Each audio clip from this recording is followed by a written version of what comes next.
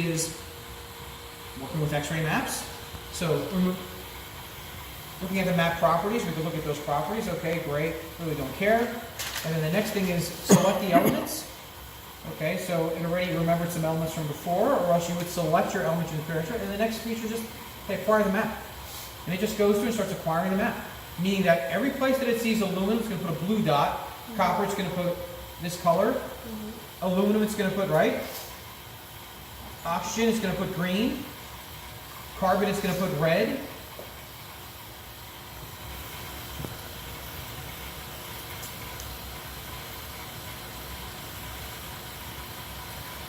And gold, it's going to put this color, but the gold map is not going to look very resolved because it's looking at this shell of gold. It's looking at the L alpha, and realistically we want to look at the M alpha. And so after this map acquires for a little bit, again, this is 3,000 count, so it's going to take it a while to develop, right? Because we didn't open up the beam too much. So we're just going to stop here. I'm going to stop this. So in the mapping window, the first thing we require that we can annotate the map, obviously, is what we're doing. We could view map data. So in here, we could open up this little window. And anytime I left click my mouse, it puts a crosshair. See the crosshair? Right? And I could go concentration. And now just change to numbers. So I can literally pick rectangle. And I could draw a box here. And it'll go through, it'll tag that location. It tells me the location was 1% carbon, 0.2 oxygen, 4 aluminum, 93 carbon at that spot. So that's a pretty powerful feature. And then in here you can just do a freehand and tell me what that's made out of. And location number 2 is made out of that.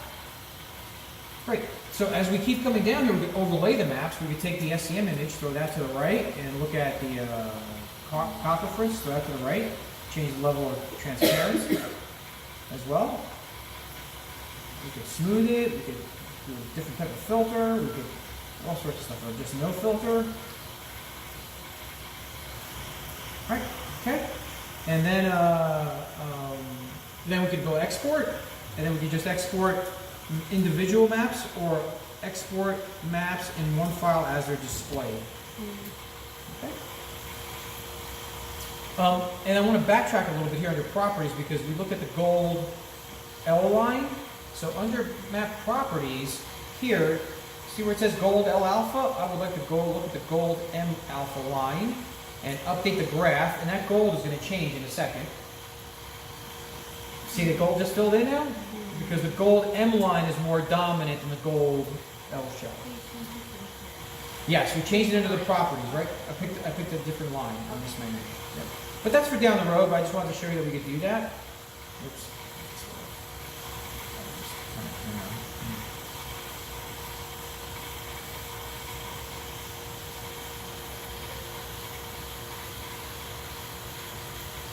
Stop. Okay, so we're doing that right now. Great. So again, software opens as such. So realistically, what I like doing before I map is I like acquiring a spectrum, and I like labeling everything, so I have everything labeled. Then I can hit stop, as long as I have my peaks labeled, which they all are. And then at that point, I can go back to my mapping window, or I can just click on the little map feature up there, and it'll map automatically everything that I labeled. So again, everything that you're archiving is going to be digitally archived through the IXRS, obviously. And then again, we can hit stop. And so, for instance, right now, you've got a sample in here, right?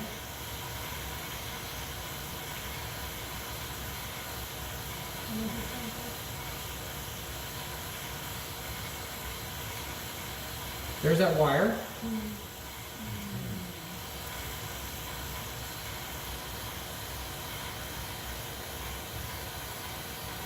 Better focus. Just relax a little bit. So there's your wire. So in this wire, for instance, if you want to take a picture of it, you would just click on your camera icon, right? And that automatically takes a picture of it. So here comes your wire. I'm sorry? Wow. And if it's a little dark, this is all corrosion that's on it, by the way. But if it's a little dark like it is here, just change your brightness a little bit, right? Bring the brightness up just a little bit. And then take another picture of it. And that's going to change the brightness level of it as well. It's going to bring it up just a little bit. Right? Or you could have went to your properties, right? You could have went to properties, and you could have changed the brightness of it here as well, right? You could have went, you know, right, a little bit of brightness, right, a little bit more contrast. I don't know. I mean, these are taste controls. So for everybody's taste controls is different. So here's your wire. And so if you want to do an area analysis, you want to see what kind of corrosion is there. So let's shrink this window down a little bitty. Let's move him over a little bit. And so we've got a lot of, sorry, it was only 5 seconds. Choose that preset, 30 seconds again. Go to that point, we'll do a new point. So again, our image window, make that live, and you come in here and you can do like a square over here in this little area. And right now we got some iron, we got some zinc. Let's get rid of the copper. You know what? Let's just delete everything. Let's clear it all. Because we have a lot of stuff that's going on here, right? We got a lot of stuff. So if I was to hit auto ID, it's going to start labeling. See, I just labeled all that stuff. So if I clear it and I just keep waiting another 5 seconds, re-hit. Okay, clear again. So every time I hit it, it's trying to update. But the auto ID did a great job, except for calcium, potassium. But it found silica, aluminum, sulfur, calcium, iron, zinc. It found all of these elements in that little piece of wire, right? And now I can just quant this, right click on there, and go analyze, quantify. And there's all my numbers. So for Nagesh, here's his sample, right? So you can just go, right, file, save that. I'm not kidding that window. For some reason it bothers me. Just hit save as, right? Image 7, so let's save image 7.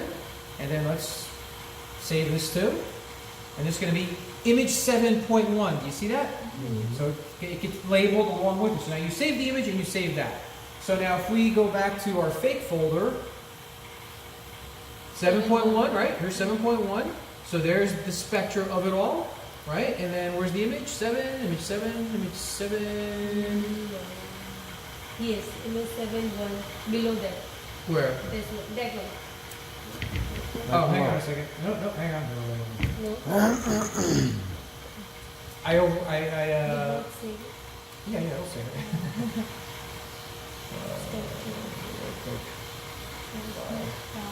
it. I can't name it. Yeah, that's 7.1. So 7 should be, there's not a 7, right? It's just 7. Yeah, save it. Okay, so that should have saved it. It should throw it in there. So here's image 7, right? Here's image 7 with your location that's tagged along with the spectra of it. So you have both, right? And you can copy or paste this or put them into Word or whatever the heck you want to do with them, right? So that's very quick running, that piece of wire, right? What if you want to have